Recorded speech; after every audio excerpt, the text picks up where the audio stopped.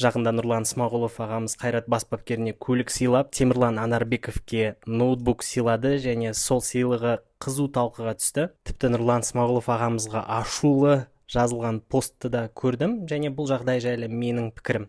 Біріншіден, Нұрлан Смағұлов аға ешкімге ештеңе сыйлауға міндетті емес, ондай бір міндеті жоқ. Тіпті телефон сыйласа да оған да шүкір, рахмет. Ал сіз осы ашулып жазған адамдар, сіз не сыйладыңыз? Соны сұрағым келеді.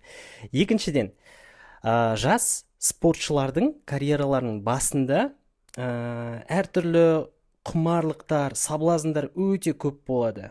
Бүкіл әлемде тек қана осы футбол саласында емес, кез келген осы алғашқы үлкен ақшасына жеткен жас спортшылардың приоритеттер ауысып кетеді. Олар көбірек осындай көліктерге қарайды, лакшери, өзін өзі көрсету, бірақ негізінде сен жас спортшы болған кезде сенің бар зейінің өз дамуыңда, спортта мықтырақ маман болуда болу керек. Осымен мен айтқым келетіні, ағамыздың ноутбук сыйлаған себебі ақша үнемдеуде емес.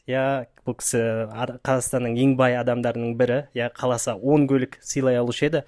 Бірақ меніңше оның осы сыйлықта берген ойы don't corrupt дейді ғой, яғни осы жас маманның, жас спортшының ойын андай материалды нәрсеге құндылық аударып қою емес, жарайсың деген белгі беру, бірақ бәрібір оның фокусы осы спортта өз дағдыларын жақсартуда қалсын деген оймен сыйлады деп ойлаймын. Сіз қалай ойлайсыз? Істегені дұрыс па? Пікірге жаза кетіңіз.